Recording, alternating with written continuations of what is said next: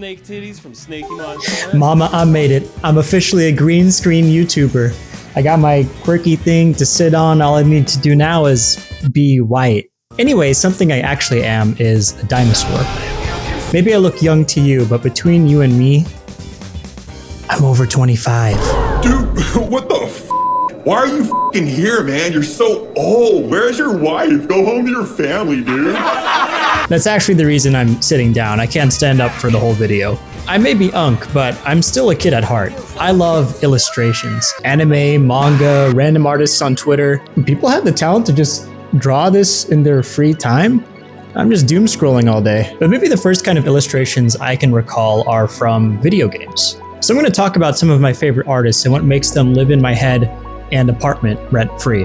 I feel like a large part of the identity of a video game is its cover art. I think everyone has a favorite cover. Even in an age where you can quickly look up the gameplay for an upcoming release, advertising a key visual can evoke a certain tone or set of expectations. Something I think most people around my age used to love and aren't talked about enough are video game manuals. The front cover was like an alluring invitation, but the manual was the travel plan. Black and white and sometimes even colored illustrations of the people and places you'd see on your virtual journey. It's pretty interesting that games used to include things like establishing a world and character bios in a manual, right? That's like if an IKEA manual included the lore of fucking Ottomans, I don't know. I have a lot of fond memories of flipping through these. Maybe I was in the backseat of my parents' car on the way back from the store or just not wanting to do my homework.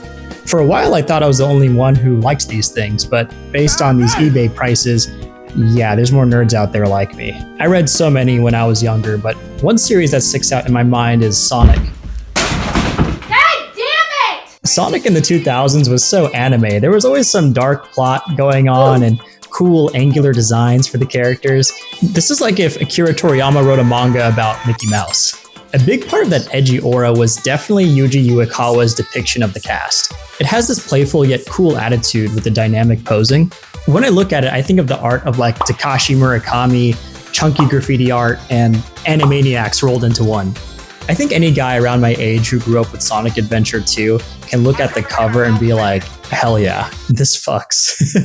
And Hideaki Moriya's art for Sonic Riders kind of took this to the next level with an even more stylized look for the characters. The heavy shadows and huge highlights on the outlines of the characters really made them pop and stand out from anything else in the entire series. The kids are calling this art style Shibuya punk and grind fiction, but I call it an extremely goofy movie core. While we're on the topic of older stuff, Ken Sugimori's early artwork for Pokémon is like a warm hug for your eyeballs.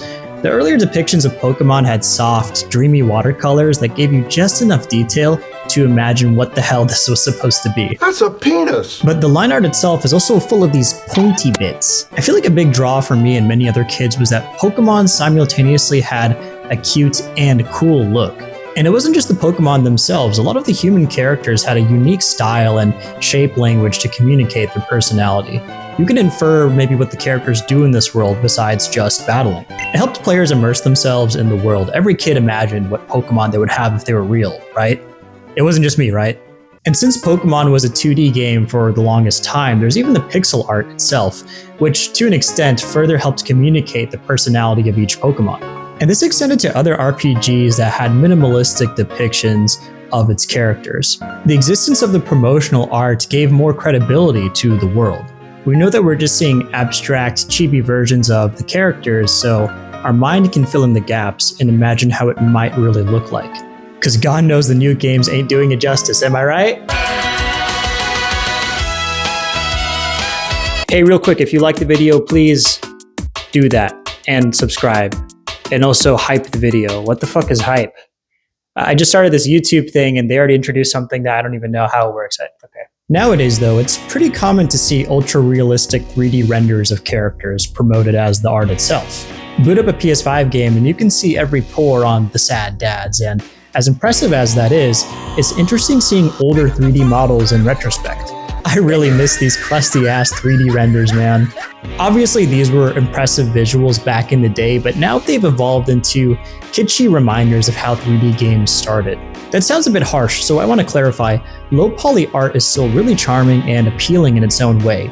you get more personality and some insight on the stylistic decisions made by the artists. Some developers took advantage of a more cartoonish graphical style, and even the more realistic games had to make creative concessions to accommodate weaker hardware. The kind of games that were usually at the graphical cutting edge though were usually fighting games. I think fighting games are the most effective at communicating this is who the character is through their art. Like what really pulled me into thinking about Street Fighter when I wasn't playing was the art by Daigo Akino and Kino Nishimura.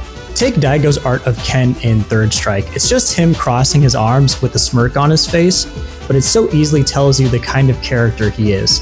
The street art influence of Street Fighter 3 was really special and by far my favorite era across the series, but I digress.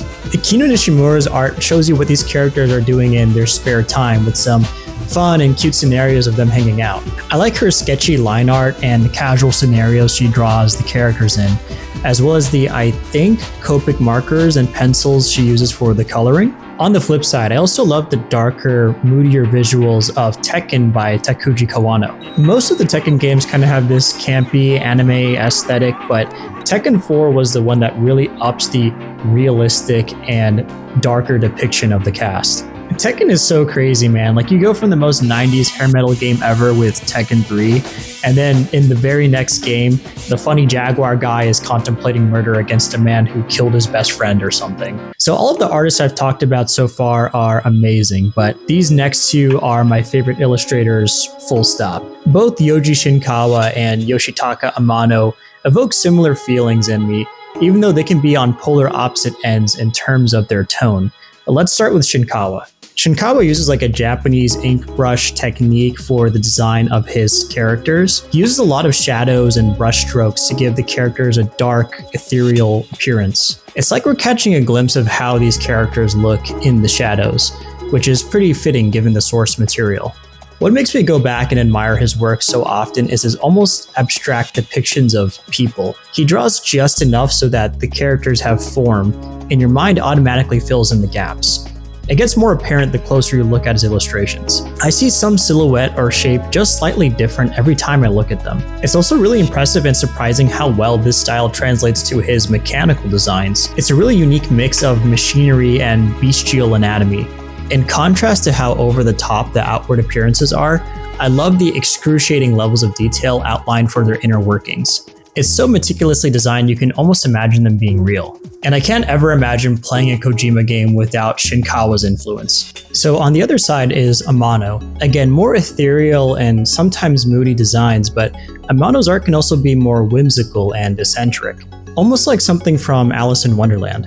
His pieces are so dreamlike and fantastical. Say that again? I'm always impressed by the extravagant clothing and accessories that adorn his characters.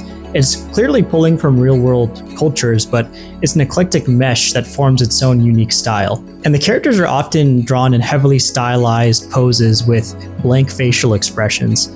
It's like they're in a trance state. I see it as them being lost amidst the worlds that they reside in, just as we are thinking about them. Checking out his art for Final Fantasy also got me interested in his work outside of it. He's done some gorgeous pieces for a bunch of iconic anime and manga series over the years. To this day, his work is featured in art galleries and even fashion magazines, and that's pretty cool, right? When I was younger, I didn't really imagine that the art I liked had much reach beyond the medium it existed within. If more normies know what the heck a Moogle and a Gilgamesh is, then that's pretty fucking sick. Anyways, thank you for listening to me ramble about pretty pictures I like. I hope you found something new to look into. I'm always looking for new artists, so if I missed anything, please let me know down below. Subscribe, join the channel, don't forget to call me pretentious and a hack in the comments. Keep on keeping on.